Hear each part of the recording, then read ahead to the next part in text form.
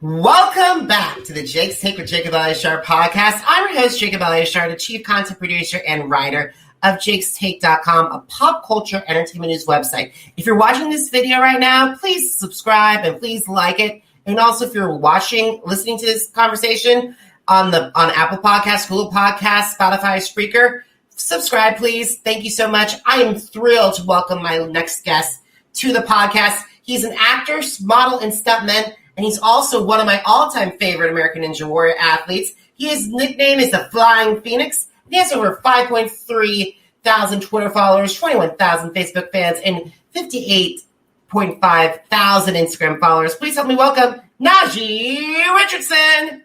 How you doing, guys? Hi, Najee. Thank you so much for taking time out of your schedule to talk with me today. Absolutely. Thank you for having me. I really appreciate it. No problem. So let's get started. So when did you get interested in fitness, and how did that passion evolve into the desire to pursue gymnastics? Oh, my goodness. I guess I've just always been a very energetic kid. You know, when I was younger, I was always jumping off of things. I was always looking at movies like Power Rangers or, some Jackie Chan movie. And I just was always doing something. I was so inspired by the things I saw on TV. So my parents thought, we should do something. He's got so much energy. He needs an outlet, to do all these things. So they put me in karate, and that's kind of how it started. And I was always flipping around at the gym. I was always tumbling and, doing everything except what I was supposed to do. So my coach recommended my parents put me into gymnastics, and my dad, he was actually a former high school gymnast. So it just seemed like the perfect fit. And they put me in gymnastics when I was 10 years old. Awesome. So just to let you know, you became a fan favorite. You made your debut on American Ninja Warrior on season 7. So why did you initially want to audition for American Ninja Warrior all those years ago? Well, I had been retired from gymnastics for a good 3 years at that point, and I think I was just kind of looking for something. There was still that athlete inside that just wanted to compete and wanted to have something to train for and push himself for. So I saw one of my old gymnastics teammates on American Ninja Warrior in season 6. So I reached out to him. His name's Dan Galzinski. And I was like, dude, this is so cool.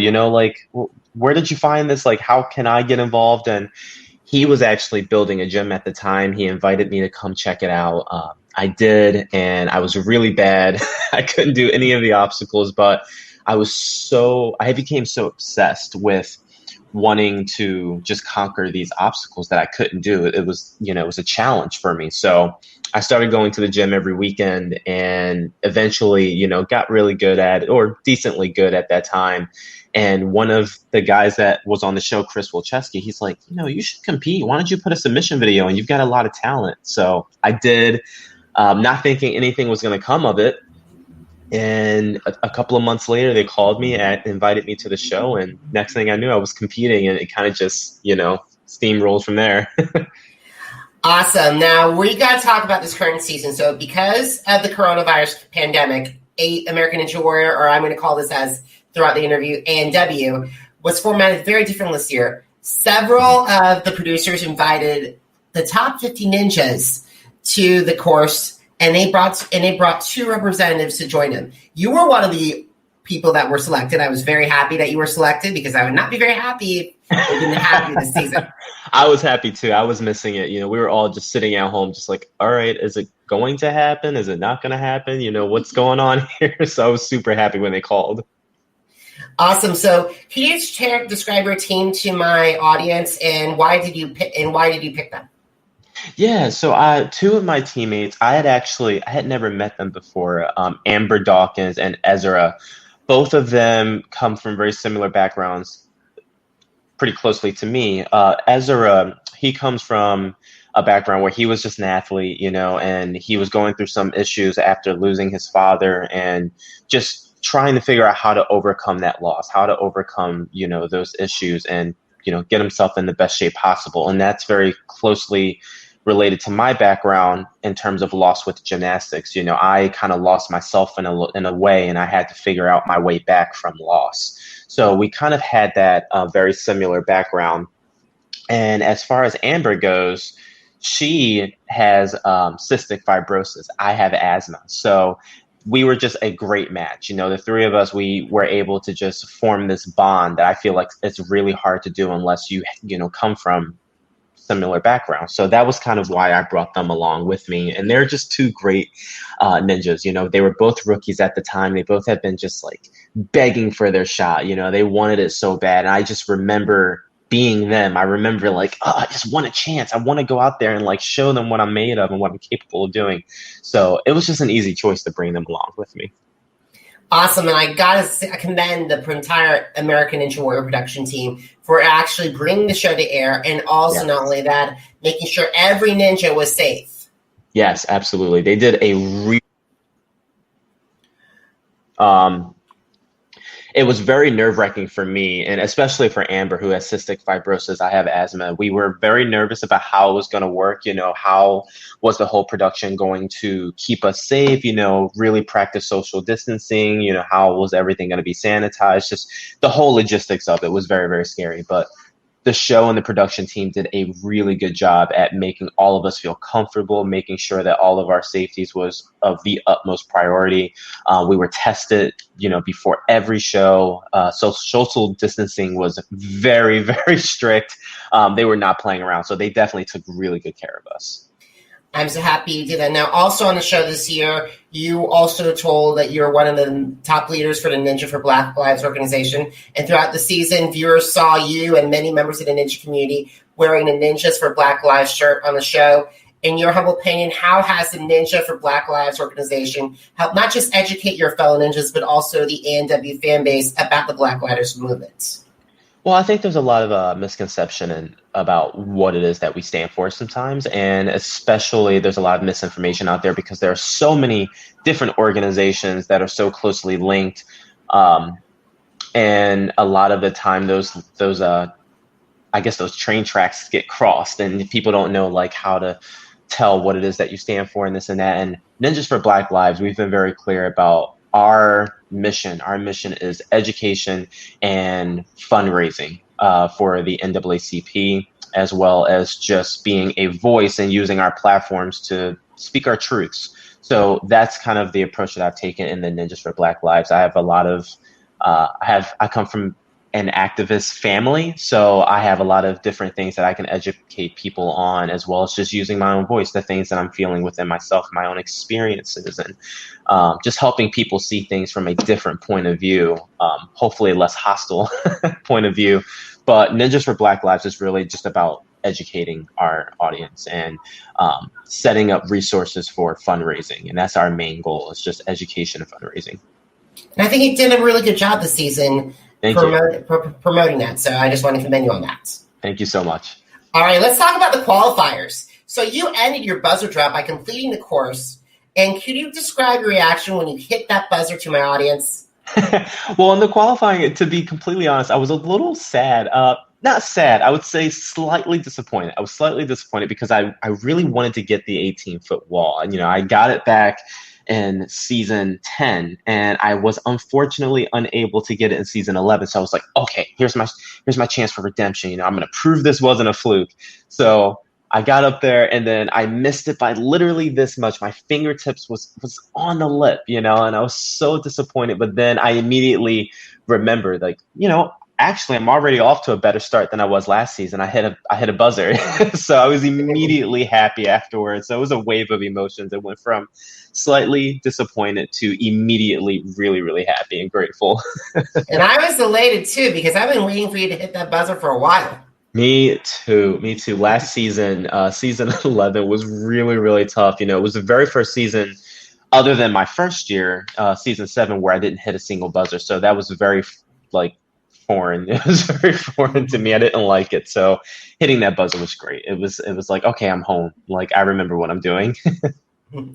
Awesome. Now, during the season 12 semifinals, you're one of the 6 ninjas to conquer the course in the back half of the course, including the Dungeon Inspired track. So what was your strategy moving forward during the back half of the course? So my strategy moving towards the back end really for me was about to conserve as much energy as I can, because earlier that day I was having a little bit of I was having a lot of difficulty controlling my breathing all day. That's kind of tricky thing with asthma. Some days you have good days and other days you have bad days. And unfortunately, on the semifinals, for me, it was a bad day. I was having a lot of trouble controlling my breathing. My asthma was kind of giving me a lot of issues that day. So throughout the entire course, my whole mindset was, you can get through all these obstacles. You're strong enough to get through all these obstacles, but you need to make sure you have enough air in your tank in order to, stay safe. So it was about being as controlled as I possibly could. I was not in any situation to worry about my time. I knew that if I completed, I would be moving on. So it was really just about just hold on to your air, conserve as much air as you possibly can. And I'm so glad you made it up to the Spire. Thank goodness you got your inhaler before you handled that Spire track, because I'm not sure how you would handle that. Yeah, it was rough. I remember right before I got to the ninth obstacle, just thinking to myself, this is a lot. It's a lot of dynamic moves. It's a lot of, explosive movements that I'm going to have to use. And I was actually worried. I want to say about halfway through the obstacle, I just felt my airway just tightening. And I was like, oh, this is not good. So as soon as I got it off there, I knew I was going to have to get my inhaler, because for me, it just became more, it's always been a safety issue for me. It's not so much a concern of, am I fit enough to do this? It's okay, is this safe? Am I going to be safe if I continue moving forward? So that was really the decision to take my inhaler at that point. Awesome. I got to give that ninja, I believe that was Michael Torres that helped you. Michael Torres, yeah. I want to give a shout out to Michael Torres as well. Absolutely. He rushed over like a champ. It's so funny because the audience can only see milliseconds of things, but it made me feel so good. I mean, the ninja community, we're so tight, we're so close. And as soon as I got off the course, everyone rushed over and they were like, are you okay? What can we do? Do we need to call an ambulance? This and that. And I'm just like, guys, I'm fine. I'm good. You all were there. You guys took care of me. I'm fine. Thank you so much. I love you all. They were so concerned. They were so, especially the ninja production side on the right side of the course that the audience can't see. They were freaking out. They were like, are you okay? You don't have to keep going if you don't want to keep going. They really took care of me. Everyone there, they were looking out for me. It was really touching. That's why I love this community. Of all the communities I'm involved with and I watch, there's the America's Got Talent community where we support each other. But there's a Big Brother community, which is way too, and the challenge community, which is a little too toxic for me. But then there's two guys that always lift each other up, no matter what happens. Yeah, it's one of the coolest things about American Ninja Warriors. And all of these other platforms and sports, I commend them for their competitiveness, because I get it. I was a gymnast and I was also a martial artist, so I get the competitive side of it and having to, have that leg up in terms of the psychological approach of it. But with American Ninja Warrior, even though it's a last man standing sport, we all have this mindset that it's us versus the course. It's not us versus each other. So I think that allows us to be able to look at each other and lift each other up, because it's almost like, hey, your enemy's my enemy, the course. So we got to work together to beat this thing. And I think that's the mindset that we all have, which is why our community is able to be so tight and that camaraderie is so close. All right, awesome. So Najee, after this season, if you add up this season 12, you have competed on 6 regular seasons of Ninja Warrior. Plus, I remember you did a Team Ninja Warrior season as well. And then add 1 season of American Ninja Warrior, Ninja versus Ninja. So you have almost 8 seasons of Ninja combined in your career. Yeah. So what have been some of your favorite memories competing on the show? I have so many. My favorite, if I could pick top 3, if I could pick my 3 favorite course runs throughout my entire career, I'm going to have to say season 8, my qualifying run in season 8, because that was my breakout year. I was coming off of my rookie year, which was a disaster in my opinion. So I was nervous. I remember being so nervous that I threw up in the waiting area. I just completely I was so nervous. And then I went out there and it just felt so natural. Everything just felt so natural. And I'll never forget that feeling. My second favorite run of my career was probably season 9,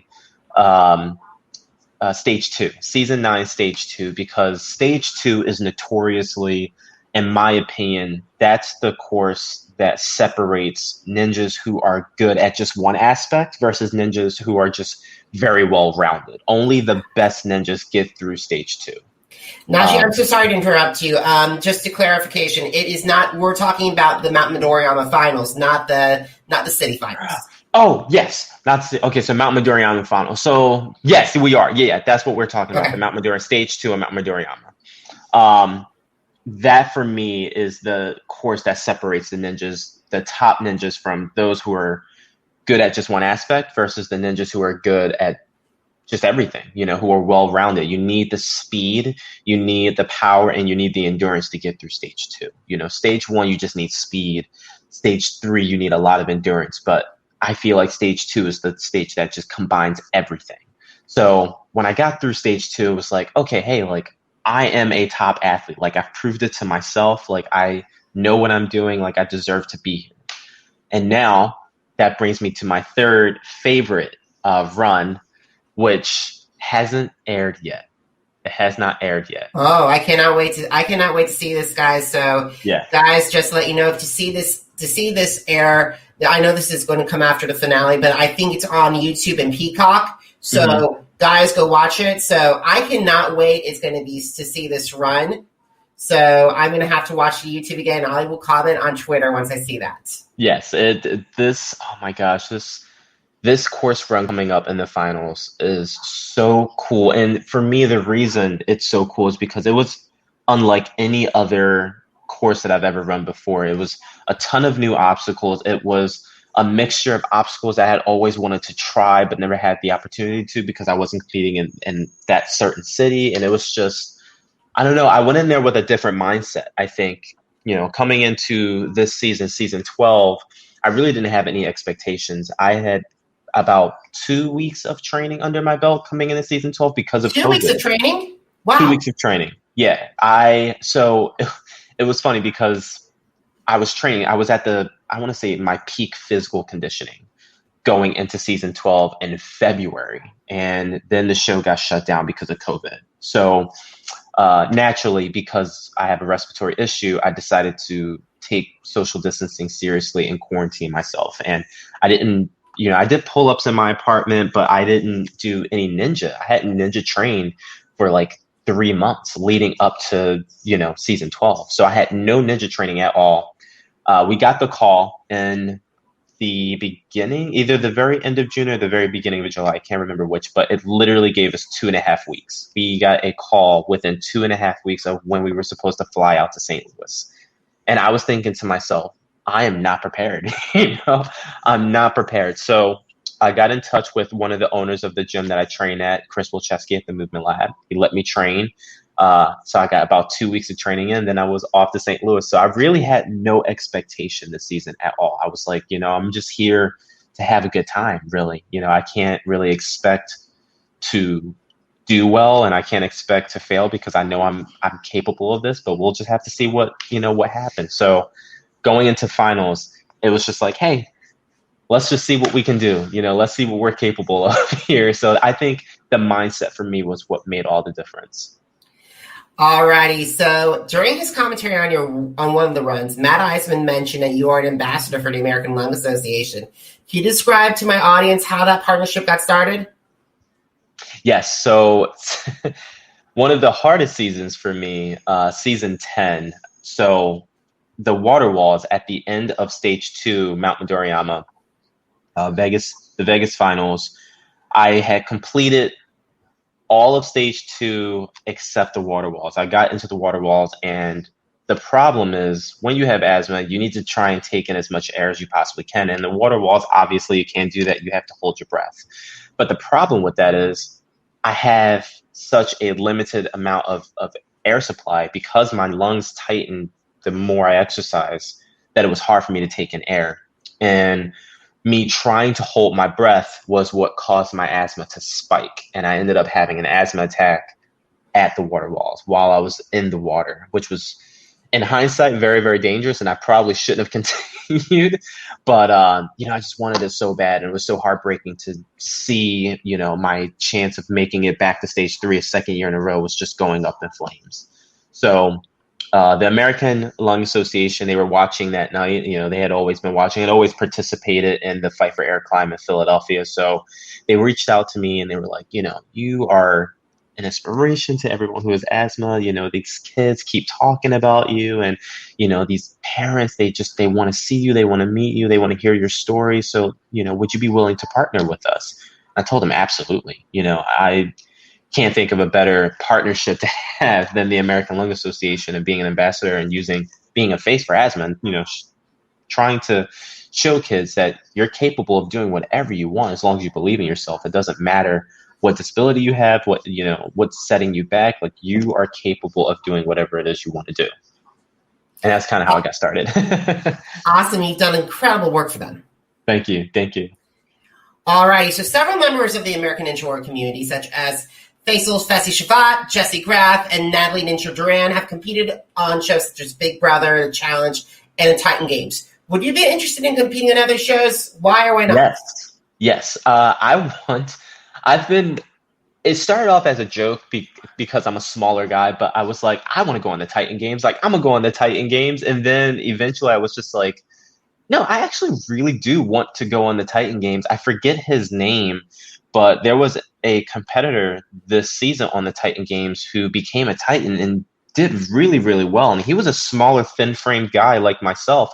And I was like, well, if he can do it, I can do it. He inspired me, and I wish I can remember his name. He was in the armed forces. I can't remember his name, but he became a Titan. And he lasted throughout the entire season. He made it all the way to the end until we had to find out who the Grand Titan was going to be. So he inspired me, and then I was like, maybe I do want to go out for the Titan game. So I'm not saying I am, but it is a possibility that I might be putting in a submission video for the Titan Games the coming season. I know. For me, I have picked you. My friend Drew Angelman and I were doing a draft earlier this year about people who want to see in the challenge. Your name was on the top of my list because seriously, you would definitely be a wonderful addition to the challenge. I've thought about the challenge, and I've thought about it, but it's very hostile. I don't know if my mental capacity is ready to deal with the challenge. And I have so much respect for the athletes on there because they are athletes. I mean, those guys and girls they're so insanely strong, and the things that they can do, I'm looking at them and I'm just like, I don't know if I'm capable of doing that. It's a lot of running, or that's a lot of puzzle pieces. There's so many things that go through my mind. It's so insane watching them compete. And then Natalie Duran, who just killed it both of her seasons. I was so impressed. But I don't know. I don't know if I'm a good fit for the challenge. I've thought about it. I don't know. All righty. So we have 3 more questions to go. So what are some of your favorite social media platforms? Facebook, Instagram, Twitter, TikTok, and why did they stand out? I'm sorry, can you say that one more time? You were breaking up in here. I'm sorry. What are your favorite social media platforms? Facebook, Instagram, Twitter, TikTok, and why do they stand out? So Instagram is my favorite. Number 1, my favorite, because it's so easy to use. It just seems very natural for me just to take a photo, put it up on there, and then boom, I'm done. Facebook, I feel like Facebook, I think Facebook might be my second favorite because it's just an easy way for me to keep up with my friends, especially friends that I might have lost touch with, and I want to just reach out and see how they're doing. And it's just easy just to keep in touch with people, I think. And I would say my third favorite right now is TikTok because it's so new, it's so fresh. It's a new way of expressing yourself, and I haven't mastered it yet, but I love I'm one of those users that stays up late at night looking at videos, just like laughing just until the end of the night, realizing it's like 3 a.m. and I need to go to bed. But I love the users on TikTok. It's so funny. Alrighty. Now, if you had the opportunity to meet with fans who want to audition for American Ninja Warrior, what advice would you share with them? Oh man, I would just say enjoy the process because it's a quick one. It's very, very fast. It happens very quickly. And if you don't take in the moment, you'll be like, oh my God, that like flew by. So I would say anyone who was interested in getting into American Ninja Warrior, the advice I would give them is just enjoy the moment and just soak it all up because it is very fast. It happens very quickly. That was the mistake I made my rookie season. I was running at 1,000,000 miles per hour. I was working out. I was trying to get in shape. And then the show came and I was so frantic. I was so nervous. And I was just like, what do I need to do? Like, where do I need to be? And then my time came to run the course and I ran the course. And then the next thing I knew, it was over. And it was like, okay, got to wait until next year. And it's like, oh, this is faster than Christmas. This happens way faster than Christmas does. So I would say just anyone who has aspirations of being on Ninja Warrior, just enjoy the moment. Just really soak it all up. All righty. So where can my audience connect with you online and also on social media? Excuse me. I think the easiest way for me to connect with me is just through Instagram. My athlete page is at the.flying.phoenix. That's the easiest way to engage with me. It's the social media platform that I'm on the most. Like I said, it's just very easy for me just to make a video or take a photo and just throw it up on Instagram. And I'm always replying back to my fans. I always reply back to my fans. I think it's very, very important to engage with people who take the time out of their day to say something positive to you. So that is the platform that I am the most engaged on. And if you want to just keep up with the things that I'm doing in my life, people can go on my website, najeerichardson.com, and see all the things that I'm just doing in my life, the things that are important to me, my dreams and goals and aspirations. All righty, guys. If you want to download more episodes of the Jake's Take, the Jacob Elyachar Podcast, head to Apple Podcasts, Google Podcasts, Spotify, and Spreaker. Once again, just type in Jake's Take with Jacob Elyachar, JACOBELYACHAR Podcast, Apple Podcasts, Google Podcasts, Spotify, and Spreaker. I did talk to several Ninja Warrior alums, including Patrick Lyons, and also a couple of big names this year. This has been a big year for Jake's Take. We got Survivor legend Ethan Zahn. We had Brandon Leak, who just won America's Got Talent season 15. We just had Big Brother legend Rachel Riley on. So it's been a huge year for the podcast. So if you want to follow me on social media, head to Facebook, Instagram, Twitter, and YouTube at Jacob Elyachar, JACOBELYACHAR. Once again, Jacob Elyachar, JACOBELYACHAR. Now, I just want to let you know, Najee, I actually covered American Ninja Warrior's visit during season 9 in 2017 when I went to Kansas City. Nice. Yeah, and I include interviews with Matt and Akbar. That's so awesome. They are amazing. I don't know. I'm not sure if you've seen it, but Akbar just did the hottest chip challenge again. And I really want to do it. I really want to try it. So I might reach out to him, speaking of Matt and Akbar, and see if I can try this hot chip challenge. And I also I interviewed Joe Moravsky in 2008-17. And also the Wolfpack Ninja. The Wolfpack Ninjas, including founders Dr. Noah and Ian Dory. So I got to hang out with them. Really cool people. Guys, you can head to jakes-shake.com to read all my interviews with them. Once again, it's jakes-shake.com. Najee, thank you so much for taking time to go to talk with me. I really hope if Ninja Warrior returns for season 13, I cross my fingers that you're on there and front and center, my friend. Thank you so much. I really appreciate that. Alrighty, guys. Thank you so much for listening, and thank you so much for watching, and have a great